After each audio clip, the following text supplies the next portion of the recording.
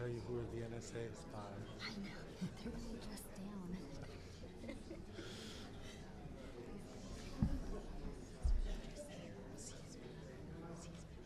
Yeah. Alrighty. All right. Welcome to the San Antonio Book Festival.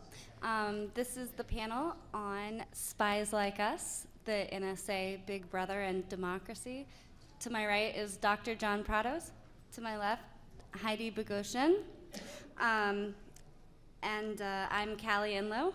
I'm the editor-in-chief of the San Antonio Current. And before we get started, I just want to remind you guys that these books, really excellent books, I've read them both, Spying on Democracy and The Family Jewels will be for sale. And Heidi and John will be signing them after the session. All right, so I'm going to start and just introduce Heidi and John. Heidi Boghosian, the author of Spying on Democracy, is the executive director of the National Lawyers Guild, a progressive bar association established in 1937. She co-hosts the weekly civil liberties radio program Law and Disorder, which airs on Pacifica's WBAI in New York and on over 50 national affiliate stations around the country. She has published numerous articles and reports on policing, protest, and the First Amendment for publications such as the National Lawyers Guild, Missouri Law Review, and North River Press. She lives in New York City, so thank you very much for making the trip down here. To my right is John Prados, a senior fellow of and project director for the National Security Archive, which is a really amazing resource that if you're interested in national security, I really recommend you check that out.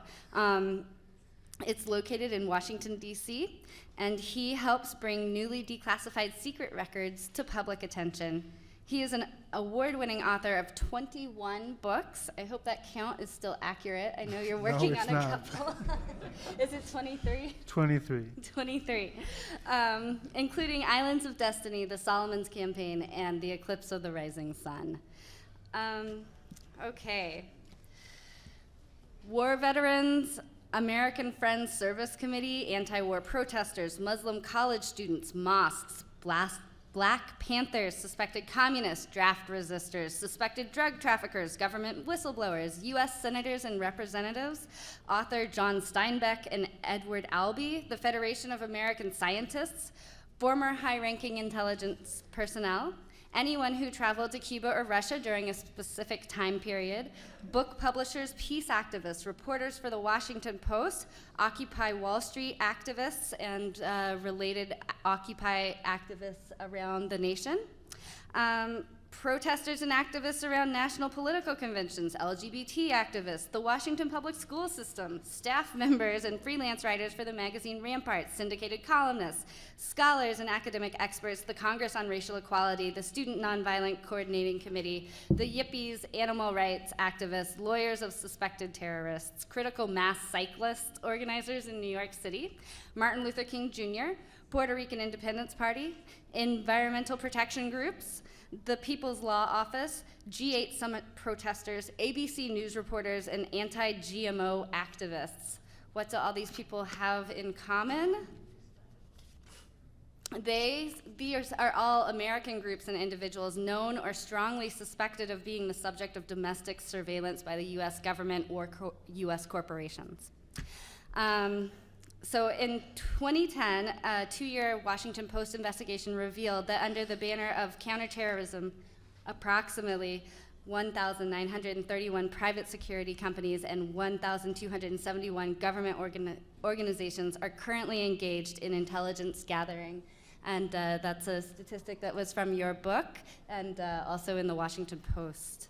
All right. I just want to kind of remind all you guys here about the PRISM metadata revelations. PRISM began in 2007. Their monitoring includes Yahoo, Microsoft, Google, Facebook, Paltalk, YouTube, Skype, AOL, and Apple. The Data that they're monitoring includes emails, instant messages, videos, photos, items stored in the cloud, voice chats, file transfers, video conferences, social network profiles, internet searches, including live real-time Google searches. And of course, the NSA also stored telephone metadata from Verizon for up to 5 years. I just want to point out that here in San Antonio, we have the Office of Tailored Access Operations, which is a part of the NSA. Excuse me. They're charged with, quote, getting the ungettable, mainly via access to computer and digital networks. According to Der Spiegel, in 2008, employees in the cryptology department numbered 60. Employees in requisition and targeting numbered 13. Software developers numbered 3. That was in 2008. In 2015, Der Spiegel reported that for those 3 departments that I just mentioned, the number of employees is projected to be 393.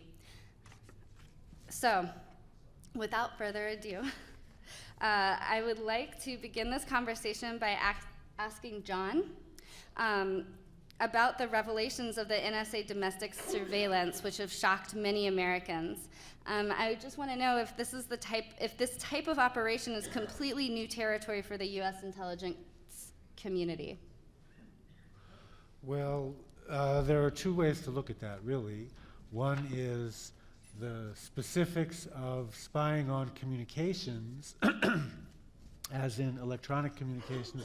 The other is the specific interest of the government in the citizens, in the private lives of citizens. And if both of those can be answered in the affirmative, but the degree of intrusiveness is different, and it's very much a question of the evolution, really, of technology. You know, in the American Revolution, the loyalists were spied upon by revolutionaries, by the colonialists, and in the Civil War, Copperheads were spied on by the Federals, and in the Spanish-American War, anyone who wasn't a jingoist was suspect from other people, and in World War I, people of German descent. World War II, Japanese Americans were interned. So this question of going after other fellow citizens, that's not so new. It's also not that new, the question of going after people's communications. By the 1960s, when mechanical and semi-electronic telephone exchange mechanisms entered service in the United States. That year was 1964. Within 2 years of that, the National Security Agency specifically was starting to target telephone numbers.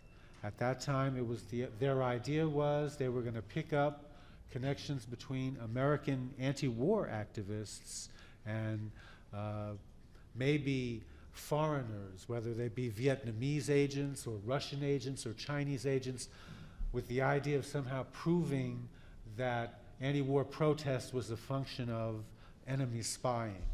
So we actually have gone through a cycle of this, even this specific kind of electronic surveillance before. But what is so very different between what happened in the 1960s and what happened today is the degree to which we ourselves have adopted electronic means of access and communication for everything from talking to our friends to procuring services online. And by doing that, we have created a footprint, if you like, that is so large that government agencies who want to acquire information on citizens can do so with very little difficulty. And in speaking about that footprint, I think that this kind of opens the door for me to ask you, Heidi, about how not only the government but corporations might use